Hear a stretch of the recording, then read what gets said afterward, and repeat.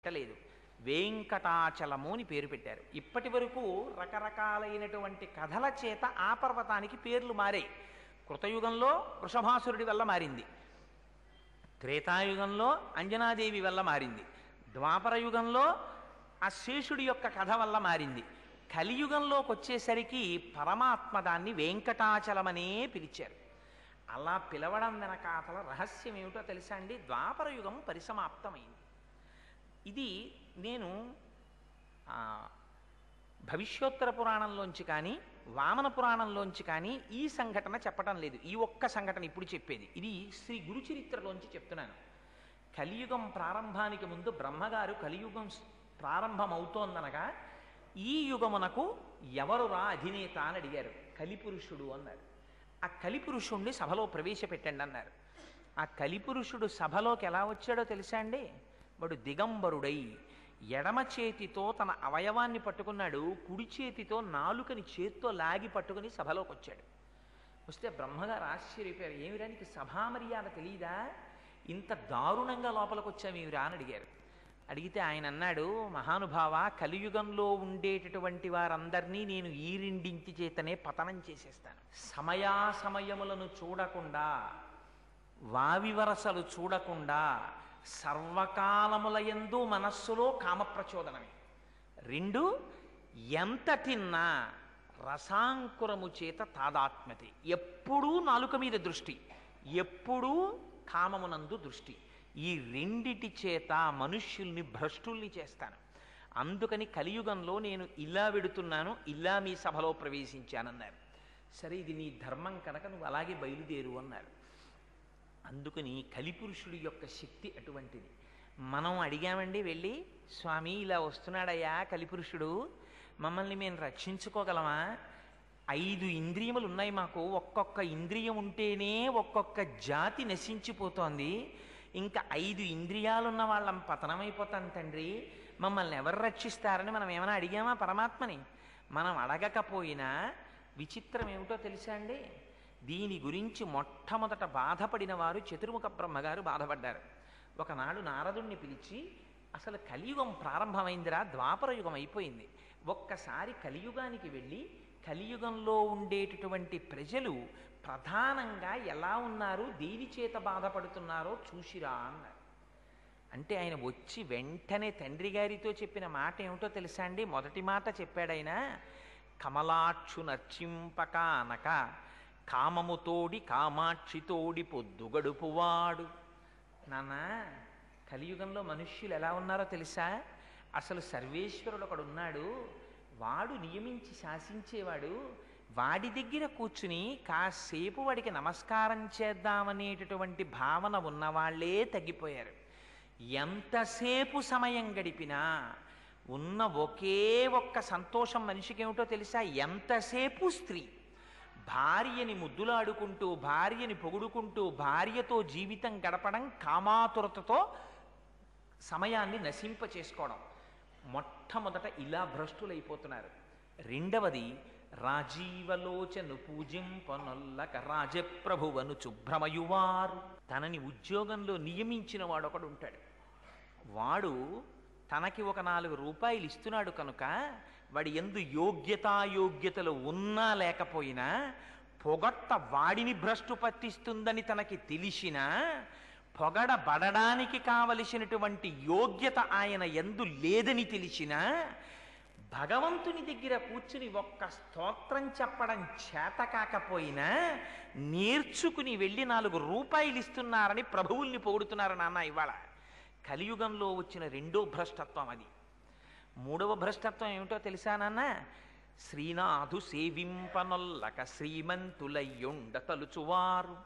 ఎవ్వరికి అసలు లక్ష్మీనాథుడైనటువంటి శ్రీనాథుణ్ణి కొలిచి ఆయన అనుగ్రహంతో ఐశ్వర్యాన్ని పొందుదామన్న కోరిక ఎవ్వడికి లేదు. ప్రతివాడికి ఉండే కోరిక ఏమిటంటే, ఎలా డబ్బు సంపాదిద్దాం, ఎలా డబ్బు సంపాదిద్దాం, ఎలా డబ్బు సంపాదిద్దాం. నేను ఇందులో పుట్టాను, నా సంప్రదాయం ఏమిటి, నా సంస్కారం ఏమిటి, నాకు ఉండవలసినటువంటి ధర్మాలు ఏమిటి, నేను నా నిత్య జీవితాన్ని ఎలా గడుపుతున్నాను, నాకున్న నిత్య నైమిత్తిక కర్మలేమిటి, నేను ఇందులో ఎన్ని చేస్తున్నాను, నా జీవితం ఎలా గడుస్తోంది, నేను ఎక్కడి నుంచి వచ్చాను, నేను ఎక్కడికి వెళ్ళిపోతాను, నాకు రక్షకుడెవరు, నేను ఎవరి నామం చెప్పాలి, అసలు ఈ ఆలోచనే లేదు.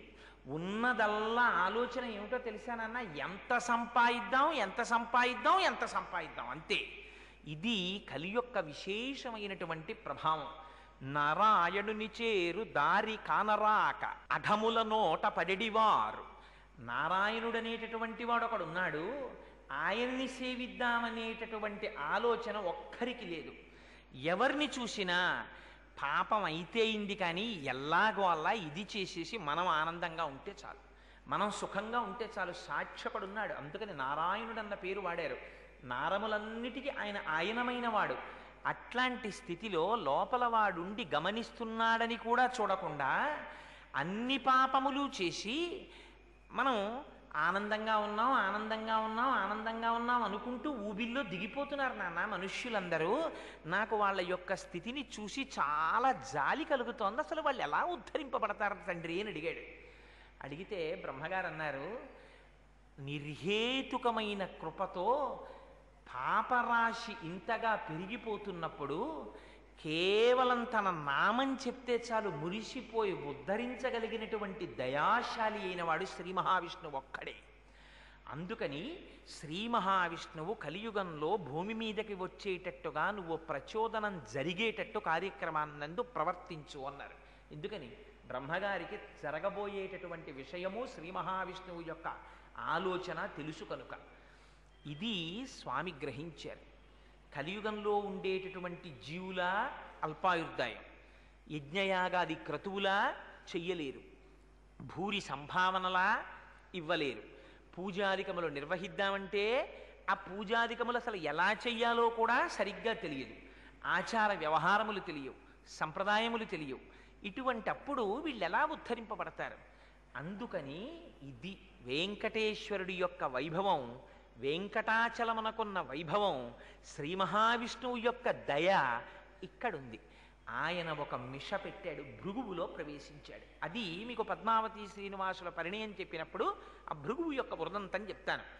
భృగువుని అడ్డుపెట్టి శ్రీ మహావిష్ణువు నడిచొచ్చి వెంకటాచలం మీద కూర్చున్నారు.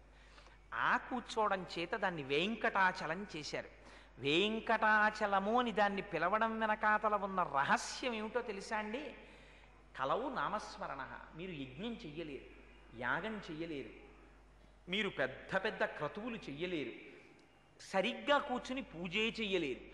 మీరంటే మీరని కాదు, నా వంటి వాడి గురించి మహానుభావుడు చంద్రశేఖర పరమాచార్యులు వారు అంటుండేవారు, కలియుగంలో 18 సెకండ్లు పరమాత్మ పాదముల యందు ఎవరైనా మనస్సుని నిలబెట్టగలిగితే వాడు ముక్షువే అనేవారు. 18 సెకండ్లు నిలబెట్టలేం మనస్సుని మనం.